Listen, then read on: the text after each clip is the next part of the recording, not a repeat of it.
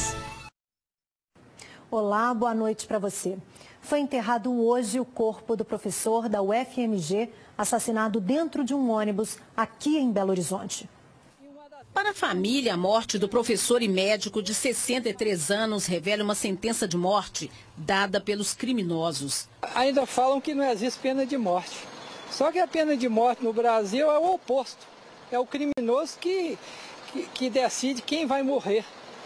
Dá a impressão que nós estamos na fila. Nós estamos numa fila, esperando a nossa hora. Antônio Leite Alves Radic trabalhava desde a década de 1980 na Universidade Federal de Minas Gerais. Além de ser professor do mestrado, atuava em projetos de prevenção contra a violência. Ele também era engajado no projeto Manuelzão contra a degradação do meio ambiente. Geraldo Cury atuava juntamente com o professor assassinado. A Faculdade de Medicina da UFMG ela tem um mestrado que trata justamente da questão da violência, da questão da paz. E especificamente o professor Antônio Leite era uma das pessoas mais calmas que eu já vi na vida. Trabalho com ele há décadas e nunca vimos ele levantar a voz contra ninguém. É isso que precisa ficar bem claro e marcado nessa história toda. O corpo do professor foi velado no Salão Nobre da Faculdade de Medicina. As aulas hoje foram suspensas e as bandeiras mantidas a meio mastro em sinal de luto. Parentes, amigos, estudantes e professores passaram pelo local para homenagear o médico, que foi morto durante uma tentativa de assalto. Ele estava em um ônibus a caminho do trabalho. Segundo testemunhas, um casal entrou no coletivo e mandou o médico entregar a bolsa. Ele reagiu e foi esfaqueado. Alexandre Siqueira de Freitas, apontado como o autor das facadas, foi localizado e preso. A mulher dele, que teria participado do crime, também foi levada para a delegacia. A esposa está arrasada, os filhos, todo mundo muito triste. Essa crueldade, só Deus para fazer justiça com esse cara que fez isso com ele, tá? Que não merecia, não. E em Betim, na região metropolitana, 2 suspeitos de tráfico de drogas morreram durante uma troca de tiros com a polícia ontem à noite. Eles faziam parte de uma gangue que vem aterrorizando os moradores dos bairros Nossa Senhora de Fátima e Jardim das Alterosas. No bairro, ruas desertas e moradores com medo. A gente tem medo, sim, porque a gente é pouco conhecido aqui, né, menino? Eu tenho 24 anos que nós moramos aqui.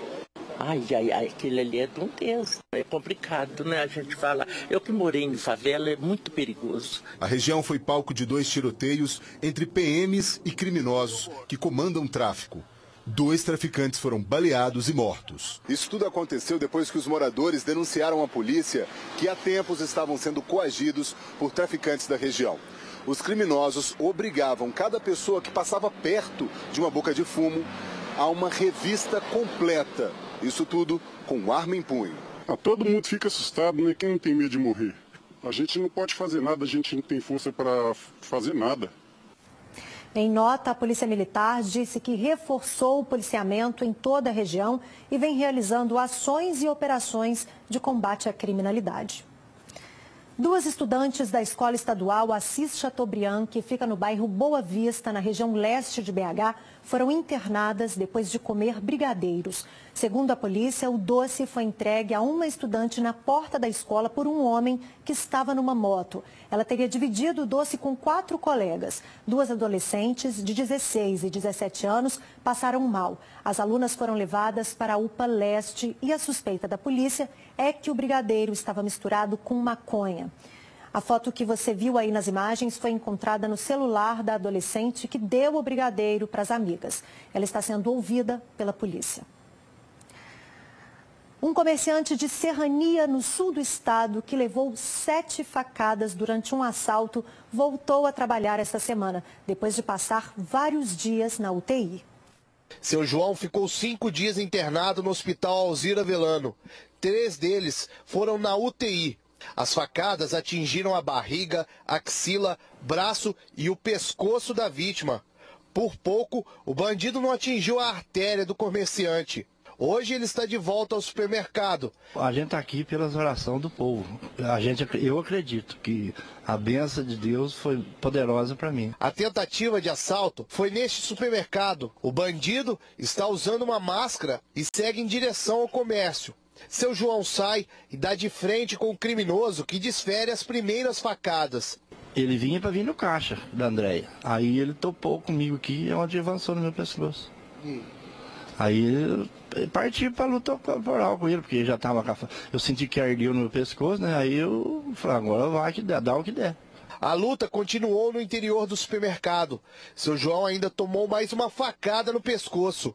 Foi neste local que o seu João conseguiu se desvencilhar do bandido. O comerciante tomou ao todo 7 facadas pelo corpo. Clientes conseguiram cercar o rapaz, que se identificou como antigo cliente do supermercado. Sem ter como fugir, ele se entrega e pouco tempo depois, a polícia militar chega para prender o homem. Anderson Natal da Silva foi preso em flagrante. Eu espero justiça, porque isso aí não pode ficar impune desse jeito. Vai lá, sorte, vai lá, sorte. Eu acho que, no meu ponto de vista, tem que ter justiça. Nós desejamos uma ótima recuperação ao seu João. A Defesa Civil interditou um hotel em Sabará por falta de alvará de funcionamento. Ontem à noite, parte do telhado do prédio desabou e 3 pessoas ficaram feridas. Uma fita zebrada isola a área onde houve o acidente. O imóvel antigo e em mau estado de conservação está com parte da estrutura destelhada. Mas segundo o proprietário, que não quis gravar a entrevista, o lugar não funciona mais para hospedagem e a recolocação das telhas ainda não está planejada. Ele disse que apenas a área de piscina e o bar estão em atividade. Os feridos no acidente trabalham no bar e estavam no horário de lanche. O hotel fica logo ali, na parte alta de Sabará, local conhecido como Morro da Cruz. O desabamento aconteceu por volta das 9 horas da noite e os vizinhos ouviram o barulho e também pedidos de socorro. 3 pessoas ficaram presas debaixo de uma varanda que caiu na lateral direita do hotel desativado. Foi barulhado, o povo gritando aí. Gritando? É, socorro, né? Todo mundo assustou na rua aqui. E na hora vocês pensaram que era o quê? Ah, já imaginava que tinha caído alguma coisa, né? Porque ali é muito velho aquele lugar ali. Né? Bombeiros foram acionados e socorreram as vítimas. Não houve feridos graves. Chegando no local, tratava-se de 3 vítimas, sendo que fraturas leves. Uma senhora com a dor na cervical e um senhor com TCE leve. E a terceira vítima nem quis ser socorrida. A hora que foi passado para a gente que estava ventando bastante. E com isso houve a queda do telhado e atingiram as vítimas. Segundo a Defesa Civil, o prédio não corre o risco de desabar.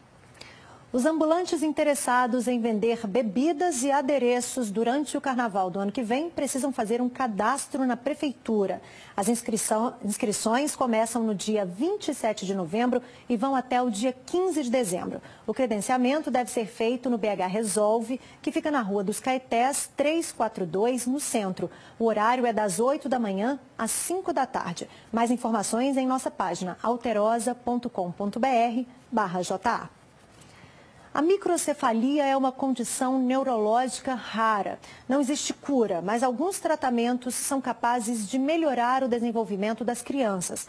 A rotina das mães que têm bebês com microcefalia é marcada por consultas médicas, exames e diversos tratamentos. São mulheres que passam a viver desde o diagnóstico quase que exclusivamente para os filhos. Abandonam tudo para garantir atendimento e qualidade de vida para eles. Estas mulheres decidiram se unir. Elas são mães de filhos com microcefalia, a maioria dos casos por causa da síndrome congênita do Zika vírus. Na tentativa de se ajudarem, Daniele, mãe do Davi, de apenas 1 ano, decidiu criar a página Anjos de Minas, nesta rede social. Hoje nós somos 32 mães. E as principais dificuldades que a gente encontra é questão com relação à medicação, que muitas medicações não são fornecidas nem pelo posto de saúde, nem pela farmácia estadual, né? E são medicações caras, todas acima de R$120 em média. Questão de locomoção também com os meninos, para levar para as terapias, que a maioria sai no mínimo de 3 a 4 vezes por semana. O problema é que é tudo muito caro. E a ajuda do governo por meio de um salário requerido no INSS não tem sido uma opção. Todas as meninas tentaram e todas elas tiveram o benefício negado pelo INSS. Algumas estão até na justiça para tentar conseguir esse benefício. Por isso, o grupo decidiu fazer um evento para angariar fundos. No próximo dia 26, será realizado um bingo beneficente. Com a pessoa comprando o convite, ela tem direito a um tropeiro, um refrigerante, mas a gente também vai ter vendas. Tudo será feito por meio de doações. O espaço, elas já conseguiram. Esther vai ceder o buffet, do qual é dona, para que as mães possam realizar o evento. O pouquinho que cada um doar nesse momento, você pode ter certeza que as mães vão receber de coração e é o que elas estão precisando nesse momento. É da doação e da ajuda de todos. Em nosso site você encontra todas as informações para ajudar o grupo Anjos de Minas. O período de chuva traz muita preocupação aos moradores e comerciantes de alguns pontos da capital. Em muitos bairros, basta uma chuva mais forte para provocar inundações e trazer muito prejuízo. Quando o tempo fecha em Belo Horizonte, muitos moradores e comerciantes já ficam em alerta. Se chover forte, a gente não sai, não. Costuma encher, né, e transbordar. Já chegou ano passado invadir essa padaria aqui. A gente teve que fechar, puxar água, que o alagamento é muito mesmo. É tanto que já chegou a levar carros aqui, há 3 anos atrás levou carro. Aqui é feio mesmo como alaga. Tanta preocupação assim não é à toa. Historicamente, chuvas fortes na capital provocam alagamentos em importantes ruas e avenidas que chegam a protagonizar cenas tristes como estas.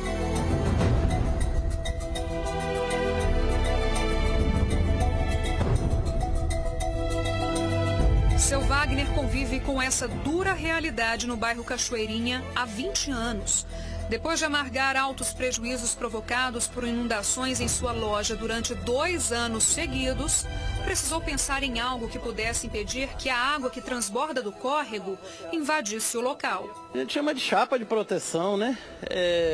Toda vez que entra nessa época de chuva, a gente tem que, toda noite ao fechar, tem que colocar essas chapas. Suporta bastante, 90% da água ela suporta. Foi questão de tempo para que todos os outros comerciantes do mesmo quarteirão adaptassem as entradas das lojas com essas placas de ferro. Aí não vamos correr esse risco mais, né? Então a gente resolveu colocar para não correr mais risco, entendeu? Porque se entrar aqui perde tudo. A gente fecha a loja toda e vai embora, né? Entendeu? Até antes do córrego subir. Até antes do córrego subir, que é perigoso, que a água venha de uma vez. No Prado, região oeste da capital, também não dá para ficar sem esta barreira. Fernando mal abriu o bar, mas já garantiu a proteção na porta do local. E ele já sabe que, infelizmente, pode ser surpreendido se chover mais forte por aqui. A gente faz umas proteções de portas mais altas, com borracha, para tentar que a água não invada o estabelecimento, né?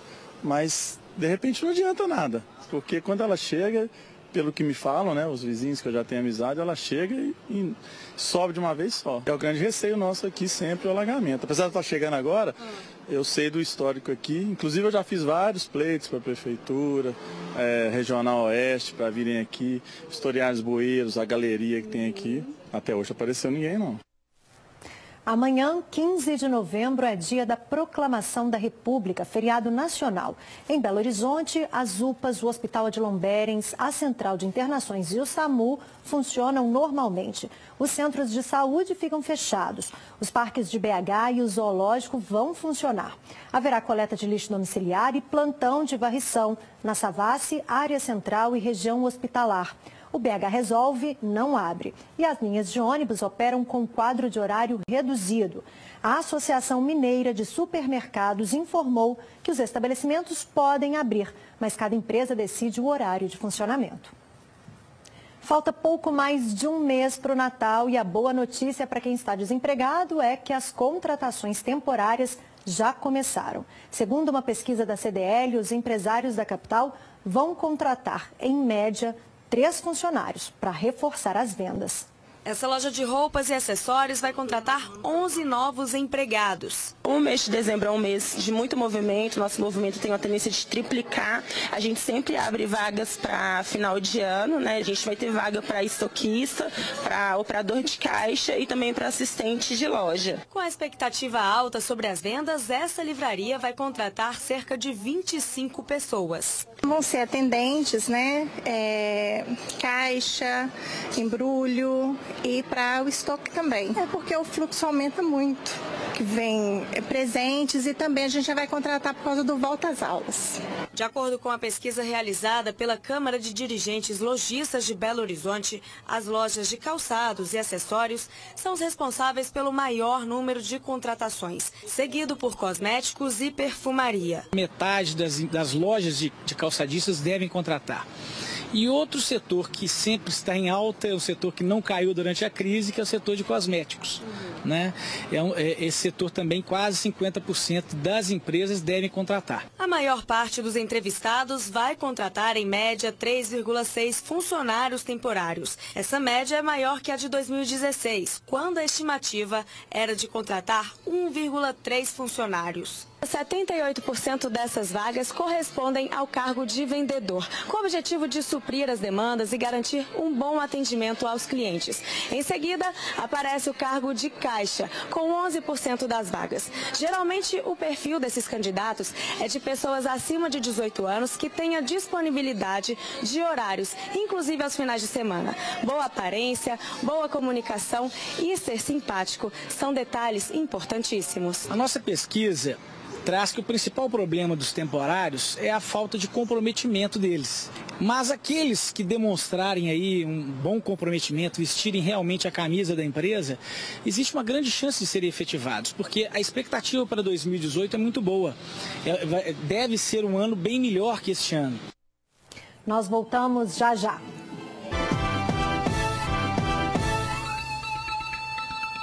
Estamos de volta com os destaques do SBT Brasil. Quadrilha invade hotel em bairro Rico de São Paulo, rouba carros e um caixa eletrônico. Protesto contra o preço da gasolina deixa postos de Goiânia sem combustível. Brasileiros estão casando menos, por menos tempo e tendo menos filhos. O JA termina aqui, mas amanhã eu estou de volta a partir das 7h15 da noite. Um ótimo feriado para vocês e até lá.